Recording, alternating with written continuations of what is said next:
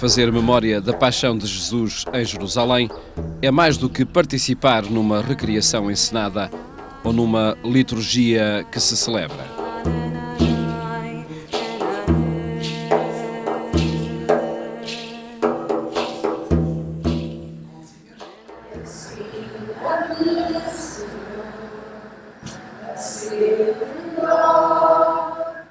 Nos montes e nas ruas de Jerusalém é possível participar da paixão de Jesus. Pedras, calçadas, templos. São muitas as referências que levam cada turista ou peregrino pelos lugares da paixão. A chegada a Jerusalém e o itinerário da cruz até ao Calvário acontece num cotidiano urbano que não esconde as referências históricas e geográficas que oferecem realismo à narração da paixão dos 4 evangelistas. O facto é imaginado e celebrado a partir de tradições litúrgicas que se consolidaram no tempo. E é confirmado por historiadores da época, documentos e dados da arqueologia.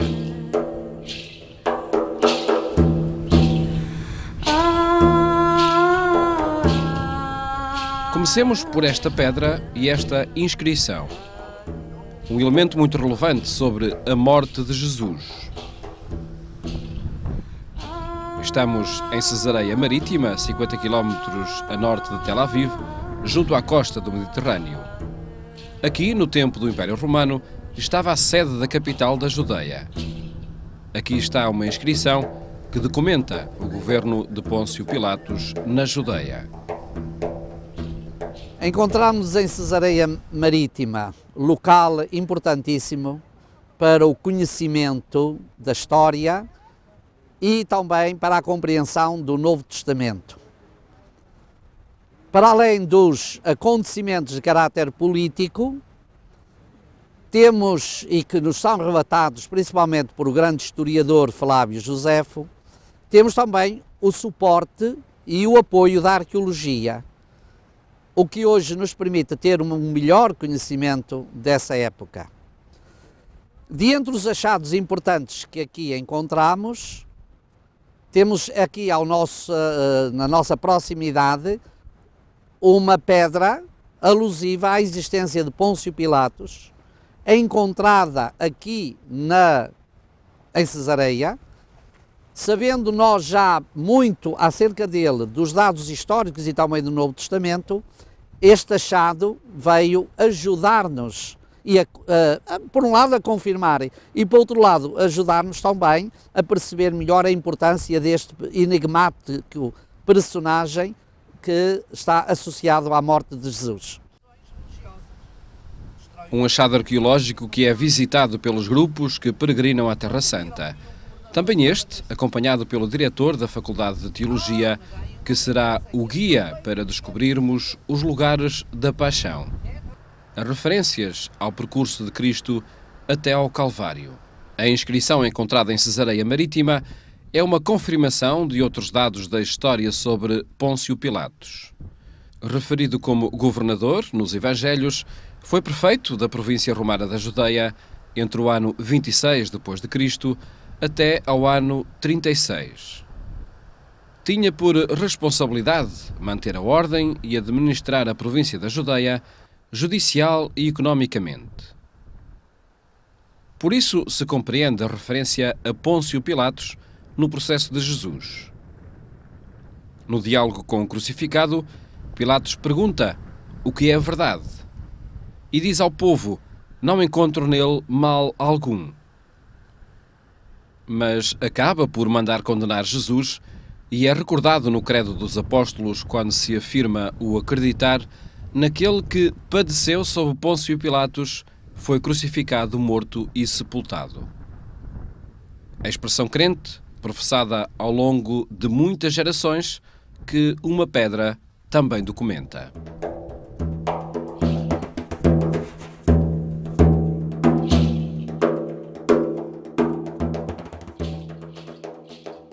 E quando em causa está a chegada de Jesus a Jerusalém, a sua condenação e o percurso até ao Calvário para ser crucificado, são muitas as referências históricas que aproximam narrações teológicas dos Evangelhos com a historicidade de uma entrega até à morte. O padre Plácido chegou à Terra Santa para estudar Bíblia em 1982. Tinha 40 anos. Percorreu os lugares bíblicos, investigou tradições e culturas do tempo de Jesus e olha a arqueologia como fonte segura para confirmar o que o Novo Testamento conta sobre Jesus, nomeadamente a sua morte. Ninguém mais que em sã consciência pode negar que Jesus foi crucificado fora dos muros, foi levado fora da cidade para ser crucificado, né? E foi sepultado próximo ao Calvário, quer dizer, o túmulo está ali. Só que foi destruído, né? Claro, foi destruído e construído em cima. Então, isso é um problema sério. E deve dizer sempre, olha, aqui deve pensar 3 metros abaixo, mesmo. Não vai dizer que é aqui nesse nível. Como nós estamos agora aqui, não era o nível do tempo de Jesus, né? Certezas afirmadas no Jardim das Oliveiras. Um jardim do outro lado do Cédron, onde Jesus é preso. As oliveiras milenares oferecem realismo ao ambiente que hoje é possível ver. Com o padre Plácido, aproximámo-nos desses troncos ancestrais. A história e a arqueologia dizem que não são do tempo de Jesus, o que não retira a certeza de que foi neste ambiente que Jesus orou. Quando você entra aqui no Jardim do Getsemane, encontra essas árvores milenares, não? Eu digo sempre que não são 2000 anos, porque Tito mandou cortar todas as árvores ao redor de Jerusalém para assaltar Jerusalém, se lê na Guerra Judaica, no livro. Então, mas as raízes, como se vê, se faz depois um filme, veja como uma árvore oliveira não morre. Português tem, eu acho que todo mundo em Portugal tem essa experiência. Então, essa árvore tem uma vida, se esse velho tronco morrer, tem outro novo que nasce aqui, olha, então, é muito interessante isso, porque então, tu entras no jardim onde Jesus vinha rezar, não? Isso é importante, isso é lindo, uma experiência bonita, prática, ver no local, ver, porque isso é do Evangelho, não podemos negar que Jesus não tenha vindo aqui para rezar, né? Como também na Gruta dos Apóstolos, lá embaixo, onde ele dormia, isso é importante.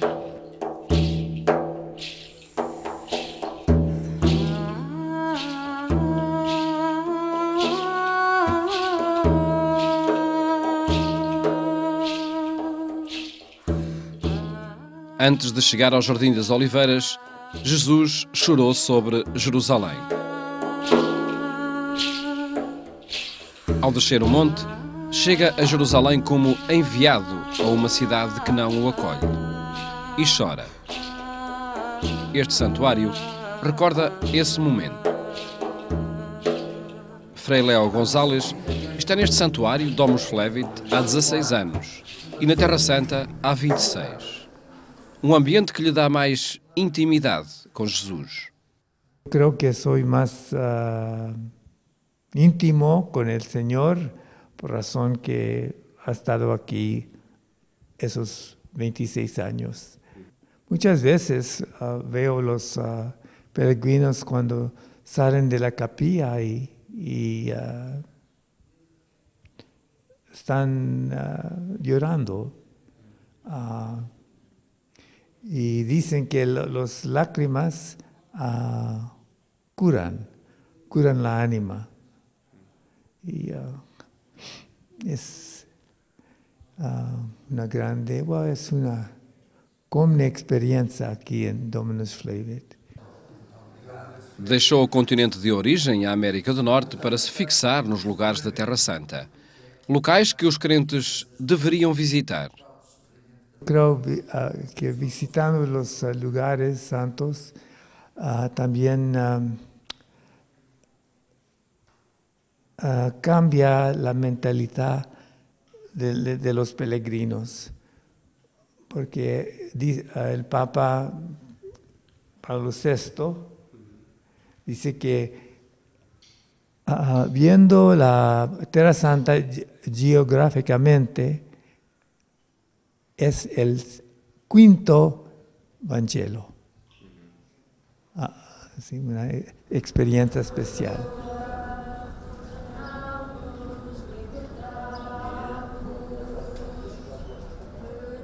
Uma experiência especial quando aproxima o peregrino dos acontecimentos de há 2000 anos, nomeadamente desse momento principal da vida de Jesus, o mistério da sua morte e ressurreição, ponto de confluência de todos os percursos na Terra Santa. Essa experiência é agora recriada. Seguir os passos da Paixão de Cristo com um grupo de peregrinos e mostrar a experiência que é feita desde a descida para o Vale de Cédron, a subida até ao Calvário. Um percurso no cotidiano de uma cidade que remete recorrentemente para todo o percurso da vida de Jesus.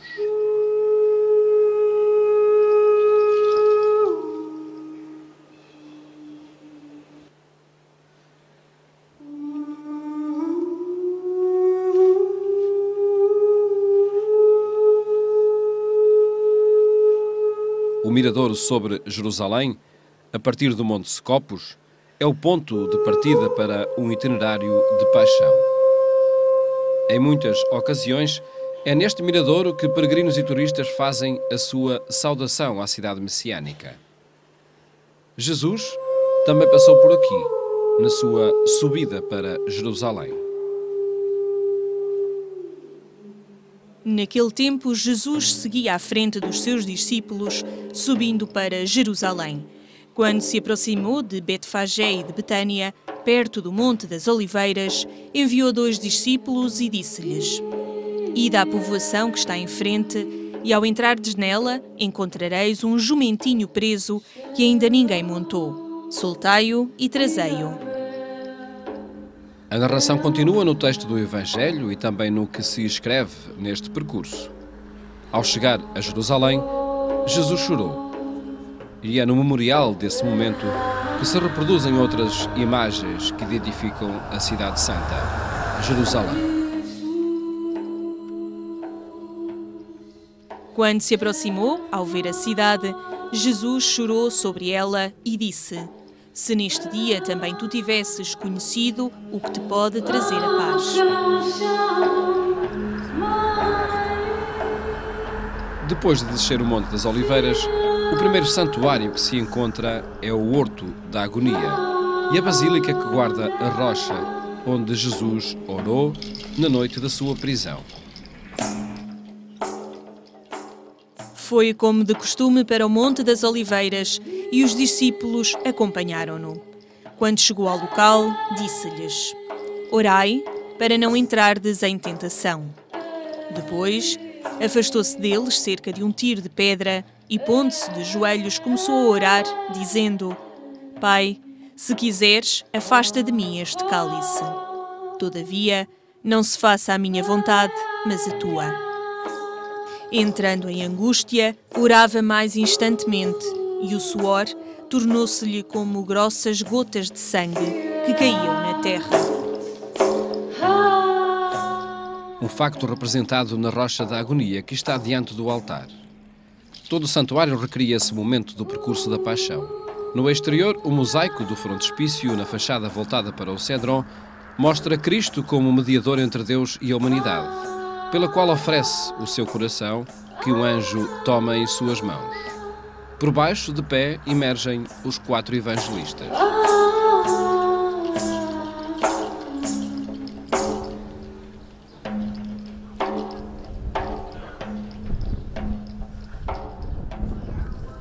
Viver os passos de Cristo até ao Calvário significa hoje percorrer as ruas de Jerusalém entre o comércio de todos os dias e o cotidiano de uma cidade com diferentes culturas e tradições religiosas. Recriam-se os vários momentos, desde a condenação à morte até à sepultura. A localização do pretório, onde Jesus foi julgado e condenado à morte por Pôncio Pilatos, é hoje comumente situada na Torre Antônia, que serviria de aquartelamento ao governador da Judeia quando se deslocava a Jerusalém. E é aqui que os peregrinos começam as estações da Via Sacra até ao Calvário. Num itinerário de cerca de 400 metros, percorrem-se as 14 estações da Paixão e Morte de Cristo, cumprindo uma devoção que tem origem medieval, muito motivada pelos franciscanos e que dá continuidade às tradições dos cristãos dos primeiros séculos, que desejavam imitar os passos da Paixão de Jesus. Nos vários ambientes de uma peregrinação à Terra Santa, Percorrer os caminhos da Via Sacra significa participar da plenitude da história de Cristo. Abeirar-se da sua morte e ressurreição, do sentido para a vida que é proposto por aquele que morreu numa cruz.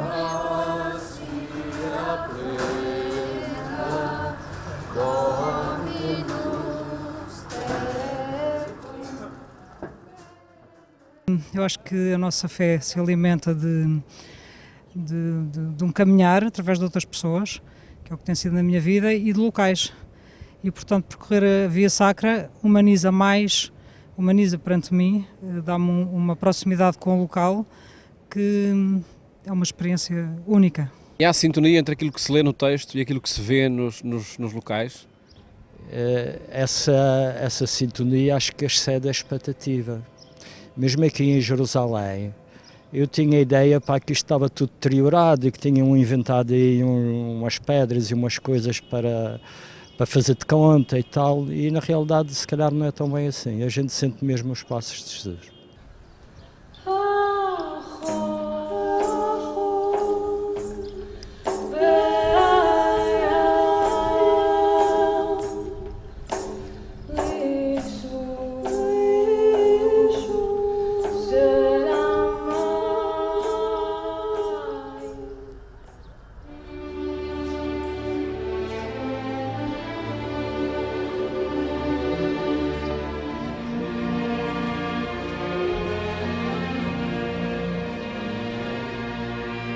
Jesus saiu para o chamado lugar do Calvário, que em hebraico se diz Gólgota. Ali o crucificaram e com ele mais 2, um de cada lado e Jesus no meio. Pilatos escreveu ainda um letreiro e colocou-o no alto da cruz. Nele estava escrito: Jesus, o Nazareno, Rei dos Judeus. Muitos judeus leram esse letreiro porque o lugar onde Jesus tinha sido crucificado era perto da cidade. Estava escrito em hebraico, grego e latim.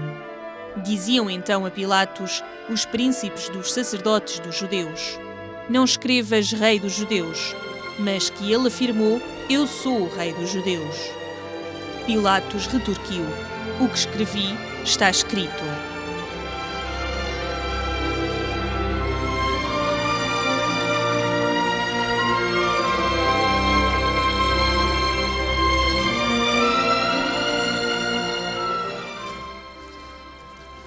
Uma única entrada conduz ao Santo Sepulcro. O espaço é pequeno, o ambiente é de alguma confusão e a organização e divisão do território neste e noutros locais foi determinado a meados do século XIX, quando o decreto de Sultão de 1853 estabeleceu o status quo. Quem chega ao Santo Sepulcro revive os últimos momentos da vida de Jesus. Subindo uma escada sobre a esquerda após a entrada, chega-se ao Calvário. Uma capela ortodoxa recorda a crucifixão e a morte de Jesus na cruz. No local vê-se a rocha fendida, onde se ergueu a cruz de Cristo. Local de especial manifestação de devoção é também a Pedra da Unção. Está na passagem para o sepulcro, situado a cerca de 25 metros do Calvário. O Santo Sepulcro está debaixo da cúpula da Basílica. Entra-se a partir da Capela do Anjo, que recorda o anúncio da ressurreição. Uma pequena porta dá acesso ao lugar do sepulcro, no qual apenas podem permanecer 3 pessoas de cada vez. Local de confluência de várias tradições religiosas, diferentes expressões de fé determinam um ambiente de alguma agitação vivido em torno de um local de grande valor simbólico. De todo o mundo criam-se expectativas sobre esta memória da sepultura e ressurreição de Jesus.